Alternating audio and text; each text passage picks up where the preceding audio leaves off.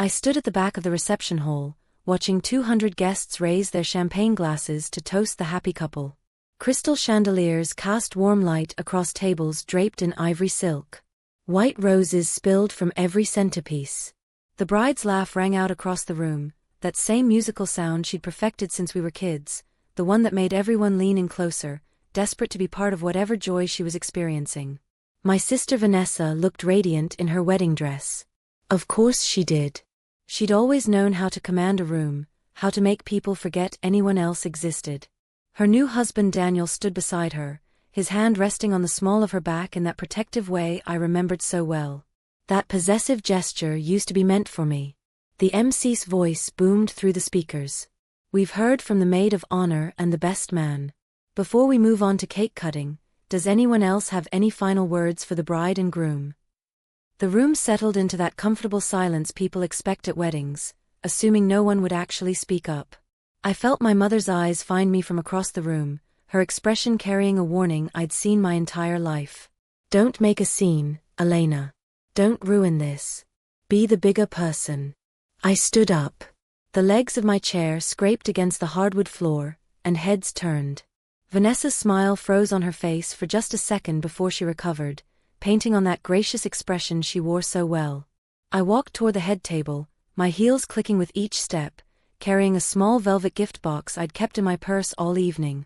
I was holding something that could end everything.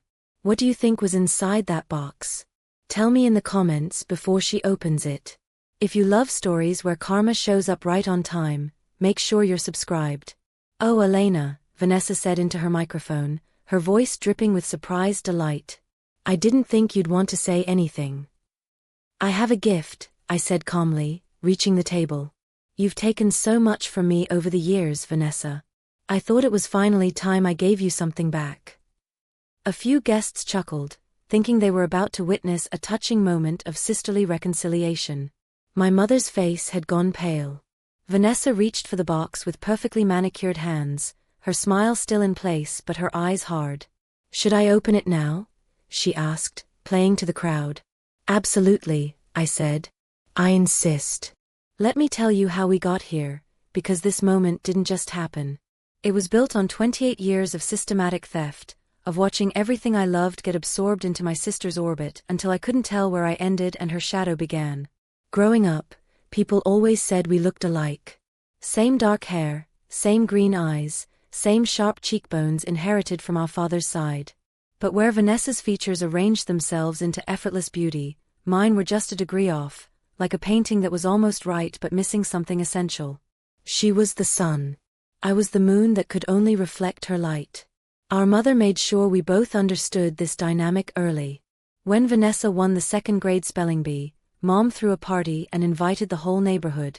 When I made the honor roll 3 years running, she said it was nice but reminded me that Vanessa had done it first, and besides, grades weren't everything. When Vanessa took up piano, suddenly our living room revolved around her practice schedule. When I tried violin a year later, I was told to keep it down because I was disturbing Vanessa's homework. The favoritism wasn't subtle. It was a fact of life, like gravity or the changing seasons. You learn to live with it or you drown trying to fight it. I remember being 9 years old when Vanessa broke Mom's favorite vase playing indoor soccer. I'd been in my room reading, nowhere near the incident. But when Mom came home and saw the shattered glass, Vanessa had pointed at me with tears in her eyes and said I'd done it. Mom hadn't even asked for my side of the story. She grounded me for 2 weeks and made me pay for a replacement vase with my birthday money. That night, Vanessa had come to my room after everyone was asleep. Thanks for taking the blame, she'd whispered. You're such a good sister. I should have recognized the pattern then.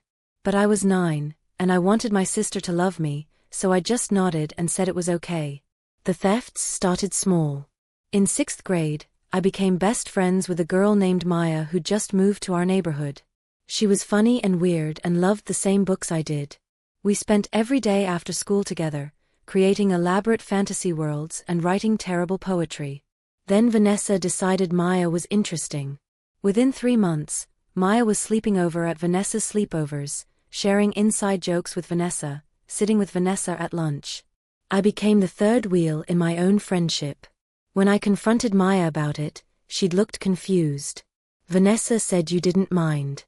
She said you wanted me to hang out with her more because you were busy with other stuff. I wasn't busy. I'd never been busy. But Vanessa had rewritten the narrative so smoothly that even I started doubting my own memory. In high school, I spent months preparing for an internship at a local architecture firm. I'd always loved buildings, the way structures could tell stories through their bones. I'd put together a portfolio of my sketches, written essays about why design mattered, practiced my interview answers until they sounded natural. The firm only took one intern per summer. 2 weeks before my interview, Vanessa casually mentioned at dinner that she'd applied too. Just for fun, she'd said, smiling at me. No pressure or anything. May the best woman win. She got the position. The hiring manager later told me it had been close. But Vanessa had mentioned in her interview how her sister had inspired her love of architecture, and that family connection had pushed her application over the edge. She'd used me as a reference point for her own ambition, turned my passion into her personality trait, and no one saw anything wrong with it. You can be happy for me, can't you? Vanessa had asked when I didn't congratulate her enthusiastically enough. God, Elena, why do you always have to make everything about you? Mom had agreed. Your sister works hard too. Just because she got something you wanted doesn't mean she stole it from you. That's a very ugly way to think. So I learned to smile through it. I learned to congratulate her on every achievement, every stolen piece of myself that she wore better than I ever had. I learned that wanting to keep anything for myself made me selfish, bitter, small. College was supposed to be different. I went to a school 3 states away, finally putting distance between myself and Vanessa's gravitational pull. For 4 years, I built a life that was entirely mine. I made friends who knew me as Elena, not as Vanessa's sister. I dated, made mistakes, stayed up too late, figured out who I was when no one was comparing me to her. That's where I met Daniel. He was a graduate student in the engineering program, quiet and thoughtful in a way that balanced my tendency to overthink everything. We met at a coffee shop where I was sketching building facades for a class project. He'd leaned over and pointed out that I'd gotten the perspective slightly wrong on one of the windows, then apologized profusely when he realized how rude that sounded. No, you're right, I'd said, looking at my drawing with fresh eyes. The angle's off. Are you an architect? Structural engineer, he'd said. Which means I'm legally required to notice when buildings don't make sense. It's very annoying at parties. I'd laughed, and somehow that conversation had turned into coffee. Which turned into dinner, which turned into 2 years of the healthiest relationship I'd ever had. Daniel didn't play games. He said what he meant. When he was upset, he told me directly instead of making me guess. When I succeeded at something, he celebrated without needing to diminish it. He was steady in a way I'd never experienced before. When he proposed during a weekend trip to the mountains, I'd said yes before he'd even finished the question. We started planning a small wedding, just close friends and family. I was excited for my parents to really get to know him, for Vanessa to see that I'd built something beautiful that had nothing to do with her. I should have known better. Vanessa came to visit a month after the engagement. She'd just broken up with her boyfriend of 3 years and needed sister time to recover. She stayed for a week, sleeping on our couch, joining us for dinners, asking Daniel endless questions about his work and his family and his plans for the future. Your sister's great, Daniel had said after she left. Really easy to talk to. I can see why you two are close. We weren't close. We'd never been close. But I didn't know how to explain the complicated reality of our relationship without sounding paranoid or bitter, so I just smiled and agreed. Vanessa started visiting more often. She'd text Daniel directly instead of going through me, sending him funny articles or memes she thought he'd like. She'd call during dinner and ask to talk to both of us, then dominate the conversation with stories about her life while I sat silently on speakerphone. When we went out to restaurants, she'd order the same thing Daniel ordered, laugh at all his jokes a beat too long, touch his arm when she was making a point. Your sister's kind of flirty with me, Daniel had mentioned one night after she'd gone back home. That's just how she is, I'd said automatically. She's like that with everyone. But I'd noticed it too. The way she angled her body toward him. The way she asked his opinion on everything, making him feel important and listened to. The way she'd started dressing differently when she knew we'd see her, showing more skin, wearing colors that complemented her features. The real poison started subtly. Vanessa would tell Daniel things about me that were technically true but framed in the worst possible light. She'd mention that I'd always been sensitive and difficult to please, planting seeds of doubt. She'd tell me that Daniel had seemed distant or annoyed when I wasn't around, creating insecurity where none had existed. "He seemed really stressed when you were on the phone with your mom earlier," she'd say. "I think your relationship with your family might be affecting him." Or, "Daniel mentioned he's worried about money. Are you sure you should be spending so much on wedding planning?" Things he'd never actually said. Concerns that existed only in her imagination, designed to create cracks in our foundation. The arguments started slowly. Daniel would accuse me of being too emotional, using the same words Vanessa used. I'd accuse him of pulling away, echoing concerns she'd planted. We'd fight about things that didn't matter, driven by manufactured conflicts neither of us fully understood. "Maybe we're rushing into this," Daniel had said one night, 6 months before the wedding. "Maybe we need more time." My heart had shattered, but I'd nodded. "Maybe you're right." We called off the engagement 2 weeks later. It was mutual, we told everyone. We loved each other, but the timing wasn't right. We needed to figure out what we really wanted. All the things people say when they're too exhausted to fight anymore and can't quite articulate why everything fell apart. Vanessa had been so supportive. She'd called every day, let me cry on her shoulder, told me I deserved better. She'd even offered to help me move into a new apartment since Daniel and I had been living together. 3 months later, she posted a photo on Instagram. Her and Daniel at a restaurant downtown, his arm around her shoulders, both of them smiling. The caption read, "Sometimes the best things happen when you're not looking for them. #unexpected #grateful." I'd stared at that photo until my vision blurred, until the pixels stopped making sense. The rational part of my brain tried to construct a narrative where this was innocent, where they'd run into each other randomly and discovered a connection that had nothing to do with me. But I'd known the truth. I'd always known the truth. I'd called her immediately. "What the fuck, Vanessa?" "I know this looks bad," she'd said, her voice soft and apologetic. "But Elena, you can't help who you fall in love with. It just happened. We tried to fight it, but..." "You tried to fight it?" I'd laughed, the sound harsh and broken. "How long have you been fucking my ex-fiancé?" "Don't be crude. And he's not your fiancé anymore. You broke up. You both moved on. We broke up 3 months ago." Feelings don't follow timelines, Elena. I'm sorry if this hurts you, but I'm allowed to be happy too. You don't own Daniel just because you dated him first. I'd hung up. I'd thrown my phone across the room and watched it shatter against the wall. Then I'd sat on my bathroom floor and cried until I couldn't breathe, until the pain in my chest felt like it might actually kill me. My mother had called the next day. Not to check on me, but to lecture me. "Vanessa told me you yelled at her. She's devastated. She was so worried about telling you because she knew you'd react this way." "React what way?" "Like someone whose sister stole her fiancé." "She didn't steal anyone, Elena. He's a grown man who made his own choices. And frankly, if he chose Vanessa, maybe you need to ask yourself why. This jealousy of yours has always been a problem. It's exhausting." That was the moment something inside me crystallized into something cold and sharp. The moment I stopped trying to fight for recognition, for fairness, for love from people who would never give it to me. I was done explaining myself. Done hoping they'd see what Vanessa really was. Done being the villain in a story I'd never wanted to be part of. I moved across town to a smaller apartment. Changed my phone number. Blocked my family on social media. Told my friends I needed space to heal and then gradually stopped responding to their messages. I became invisible, which in a way was what I'd always been. I just stopped pretending otherwise. For 8 months, I lived in that quiet gray space.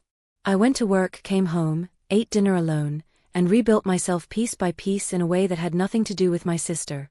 I saw a therapist who helped me untangle the gaslighting from reality.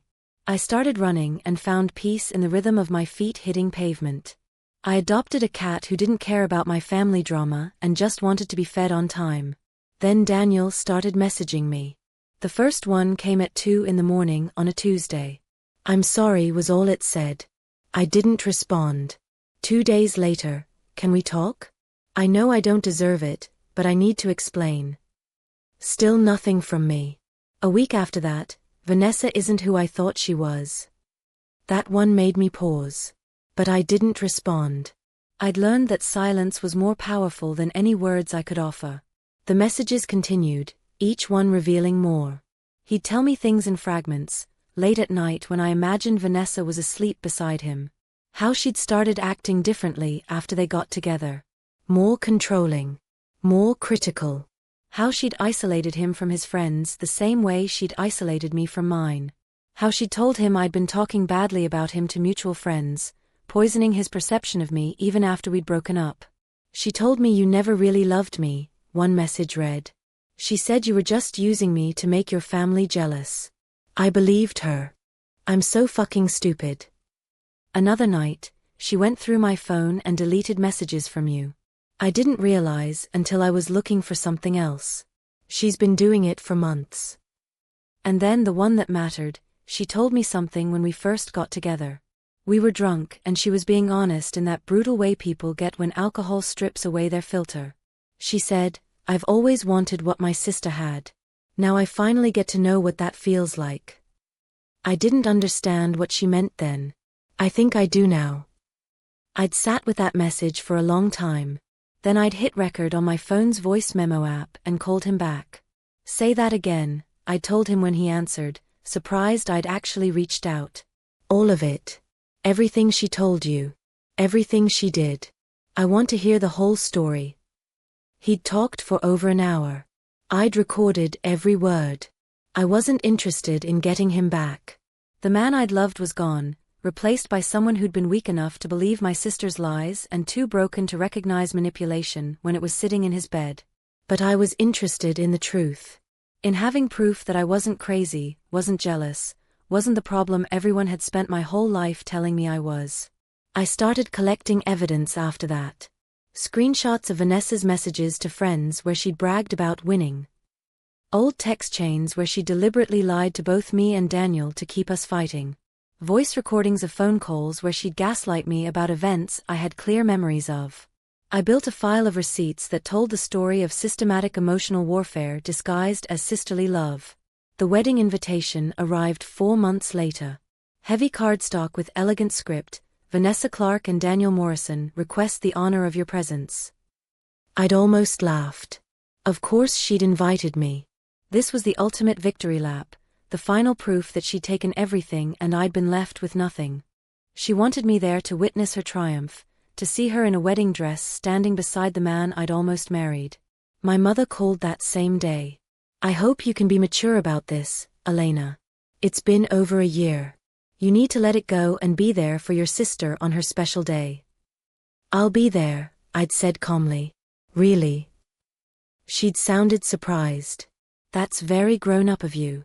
I'm proud of you for choosing family." I'd hung up without responding to that. Proud of me. After 28 years, she was proud of me for showing up to watch my sister marry my ex-fiancé. The bar had always been low, but this felt like a new record. I bought a beautiful dress for the occasion. Navy blue, elegant without trying to compete with the wedding party. I got my hair done. I practiced my smile in the mirror until it looked genuine. I was going to play the part of gracious, healed ex-girlfriend perfectly. And I'd bring my gifts. Now, standing at the head table while 200 guests watched, I saw Vanessa lift the lid off the velvet box with perfectly performed curiosity. Inside was a USB drive and a sealed envelope. Her smile flickered. "The envelope first," I suggested. She opened it with careful fingers, pulling out printed screenshots. Her eyes scanned the first page and her face went completely white. These were her messages to her friend Chloe, sent late at night over the past 2 years. Messages where she detailed her strategy for getting close to Daniel. Where she'd laughed about manipulating both of us. Where she'd written, "If I can't be her, I might as well take what's hers." "What is this?" she asked, her voice tight. "Keep reading," I said pleasantly. The next pages showed text chains where she'd lied to Daniel about things I'd supposedly said. Lied to me about things he'd supposedly done. Created conflict from nothing because chaos gave her opportunities to position herself as the solution. Daniel had stood up from his seat, trying to see what she was reading. Vanessa? What's going on? And the USB drive, I continued, my voice carrying across the silent room, has something even better. Would you like me to play it, or would you prefer to do the honors? Elena, this isn't funny, Vanessa hissed. This is my wedding. I know. That's why I waited for today. You've always loved an audience. I walked over to where the DJ was standing, mouth open in shock, and handed him the USB drive. Play the audio file, please. The whole thing.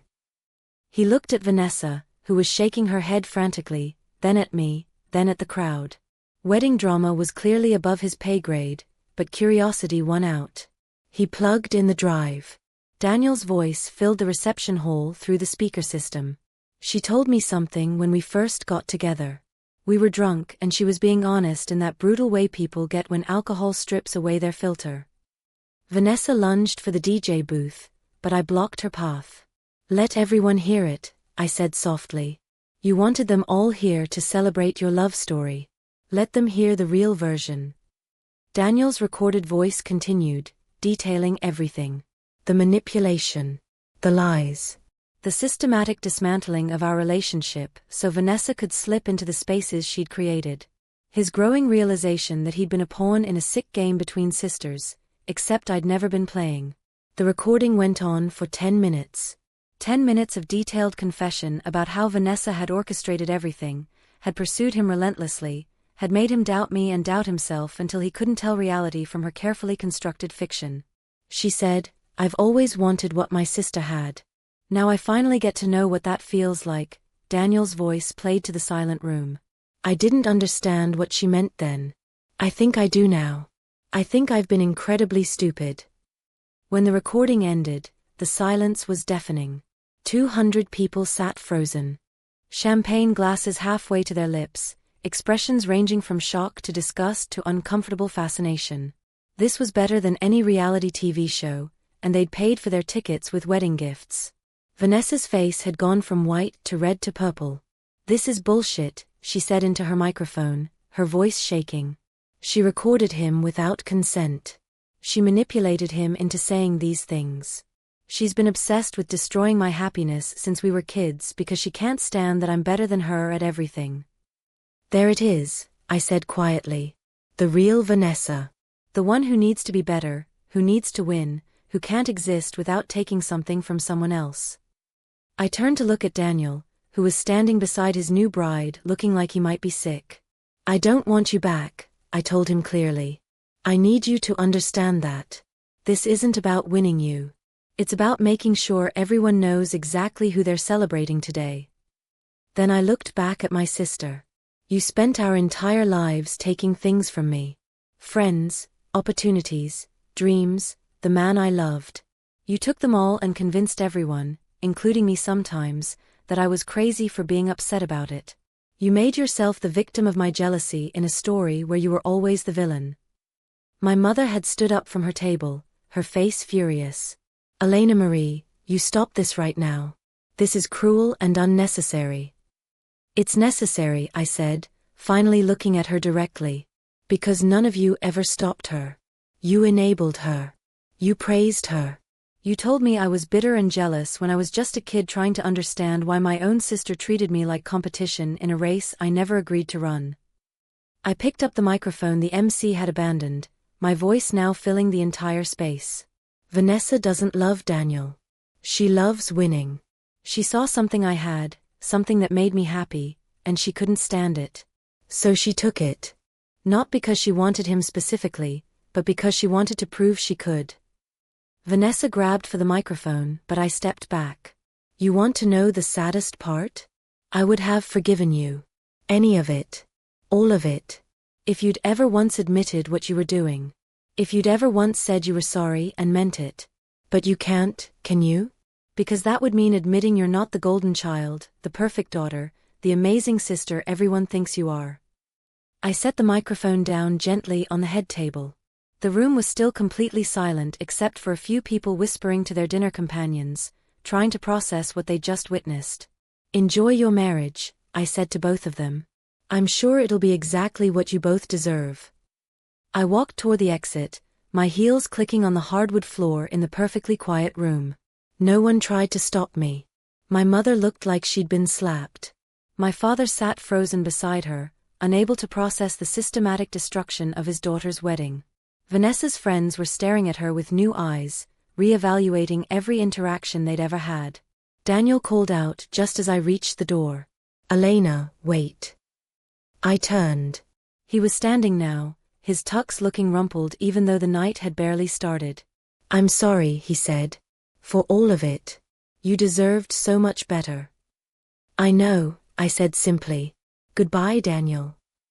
I pushed through the doors and out into the cool evening air. My phone was already buzzing with messages, people who'd been at the wedding wanting to know if I was okay, if that was real, if I needed anything. I turned it off and dropped it in my purse. The thing about revenge is that it's supposed to feel satisfying. All the movies and books say you'll feel powerful and vindicated, like you've finally evened the score. But standing in the parking lot of my sister's ruined wedding, I mostly just felt tired. Not regretful. I'd do it again. Would expose her 1,000 times if given the chance. But tired of caring, tired of the weight I'd been carrying for so long. I drove home to my small apartment where my cat was waiting. I changed out of my fancy dress and into sweatpants. I made tea and sat on my couch and finally, for the first time in 28 years, felt like I could breathe without wondering what Vanessa would take next. My phone stayed off for 3 days. When I finally turned it on, I had over 100 messages. Most from people at the wedding, some from extended family who'd heard what happened. A few from old friends who'd disappeared into Vanessa's orbit years ago and were suddenly seeing the pattern clearly. There was one from Daniel. Just one, sent the morning after the wedding. "We didn't get married. I couldn't do it. Thank you for saving me from making the biggest mistake of my life." I deleted it without responding. That chapter was closed. He'd have to save himself from here on out. There was nothing from Vanessa. Nothing from my parents. Their silence told me everything I needed to know. I'd committed the unforgivable sin of telling the truth loudly in a family that had always preferred comfortable lies. 2 weeks later, I got a single text from my mother. "Your father and I think it's best if we take some space from you. What you did was unforgivable. Vanessa is devastated." I blocked the number. Then I blocked Vanessa's. Then I blocked everyone else who'd spent years watching her take pieces of me and calling it love. Some people might call that sad. Cutting off your whole family, starting over alone. But here's what they don't understand. I'd been alone the entire time. I'd just been too busy trying to earn love from people who were never going to give it to notice how isolated I really was. Now I was alone by choice, which felt completely different. 6 months later, I ran into Maya at a coffee shop. My childhood best friend who'd been absorbed into Vanessa's life all those years ago. She saw me and hesitated, clearly debating whether to say hello. "Hi Elena," she finally said, walking over to my table. "I heard about the wedding. I know we haven't talked in forever, but I wanted to say I'm sorry. For everything. I was at that wedding, actually. Guest of Vanessa's, obviously. And hearing all of that, seeing the evidence, it made me go back and really look at our friendship. How it ended. I never questioned her version of events, and I should have. It's okay, I said and meant it. She's good at what she does. I've been thinking about calling you, Maya continued. Wondering if maybe we could get coffee sometime. If you'd even want to. I looked at her, this person who'd been my best friend before she'd been my sister's trophy. I'd like that, I said. But I need you to understand something first. I'm not the same person I was. I don't fight for relationships anymore. I don't chase people who don't show up for me. If we're going to be friends again, it has to be equal. Real. I wouldn't want it any other way, she said. We exchanged numbers. We got coffee the next week, then dinner the week after that. Slowly, carefully, we rebuilt something that felt like real friendship. She told me about her life, what she'd been doing, how she'd felt trapped in Vanessa's orbit too but hadn't known how to escape without looking like a bad person. "She has this way of making you feel special," Maya said one night over drinks. "Like you're the only person who really gets her. And then if you try to pull away or have boundaries, suddenly you're the bad guy. You're jealous or petty or not a good friend." "It's called manipulation," I said. "Took me 28 years to name it." Through Maya, I learned that Vanessa and Daniel had tried to salvage the wedding, had gone through with a ceremony in front of just immediate family 2 weeks after the reception disaster. But most of the guests who'd been there that night had declined to attend the second attempt. Word had spread about what really happened, and people didn't want to be associated with it. I also learned that my parents had blamed me entirely, had told everyone who'd listened that I'd always been jealous of Vanessa, had doctored evidence and manipulated Daniel into lying. They'd chosen their narrative and were sticking to it. Some days that hurt. Most days it just felt inevitable. They'd built their entire worldview around Vanessa being perfect, and accepting the truth would mean dismantling 30 years of parenting choices. Easier to make me the villain. A year after the wedding, I got a letter in my mailbox. Real paper, handwritten, addressed to me with no return address. I almost threw it away without opening it, but curiosity won out. It was from Vanessa. "I don't expect you to forgive me," it started. "I don't even know if I forgive myself. Daniel and I are getting divorced. He can't trust me, and honestly, I can't blame him. I destroyed everything we had before we even got married. Therapy is helping me see how fucked up my behavior has been, not just with you and Daniel but with everyone in my life. My therapist says I've been using other people's achievements to define my worth because I never developed a real sense of self. Cool diagnosis, but it doesn't undo the damage. You were right about everything. I spent our whole lives taking from you because I couldn't stand that you seemed whole in a way I wasn't. I made you small so I could feel big. I'm sorry doesn't cover it, but I am. I'm so fucking sorry." I read the letter 3 times. Then I put it in a drawer and closed it. Maybe someday I'd respond. Maybe I'd find forgiveness somewhere deep enough to reach her. But that day wasn't today, and I didn't know if it would ever come. The thing is, I didn't need her apology to move on. I'd already moved on. I had my own apartment, my own friends. My own life that had nothing to do with her. I'd started dating someone new, a woman named Harper who thought my cat was ridiculous and made me laugh until my stomach hurt. I'd gotten a promotion at work. I'd joined a running club and was training for a half marathon. I was building something real, something mine, something no one could take from me because it existed independent of anyone else's validation. My sister had taken everything from me once. But the person she'd taken it from didn't exist anymore. I'd rebuilt myself into someone she couldn't touch, couldn't hurt, couldn't diminish. And that gift, the gift of my own independence and strength, was something I'd given myself. It was something she could never take away.